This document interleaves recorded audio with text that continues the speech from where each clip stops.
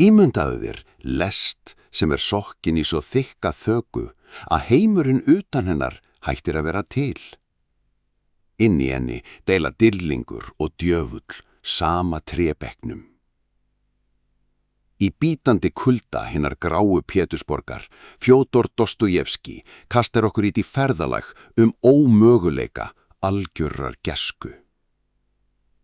Hér kynnum vist miskinn fursta, manni sem svo tær og hrein að heimurinn í greiði sinni getur aðeins gefið honum einn merkimila, fávitinn. Á mótjónum í þriðja farrýmisvagninum situr Rogósín, ímynd hrárar ástreiðu og arfleifða sem safnað hefur verið með sveita og blóði.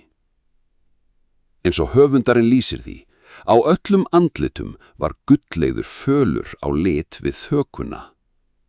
Á meðan örlauðin leiða þessar tvær andstæður á óhjákvæmanlega árekstrir sem mun breyta rússnesku eilítuna að eilífu.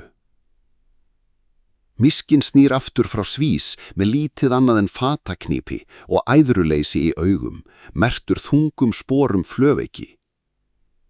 Hann ber með sér ljós sem blindar þá sem vanir fölskum gljái gullpinninga og ráðabrugði samkvæmistalana.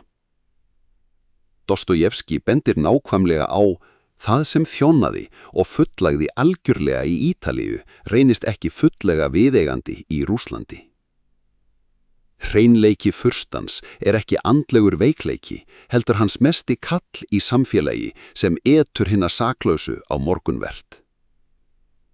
Hann ekki einfeldning vegna skorts af gætum, hann talinn fáviti vegna þess að hann ófærur að hata eða lýja. Það í þessum mótsögnum á milli sálar án sjálfselska og málfræði félagslegrar greiði sem hartleikirinn byrjar að taka sig mynd.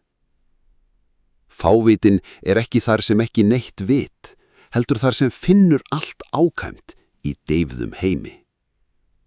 Þetta aðeins byrjun, það miklu meira af djúpum umsögnum sem bíða því á Kastbooks rásinni, gerast aðskriftus og komdu að lesa heiminn með okkur.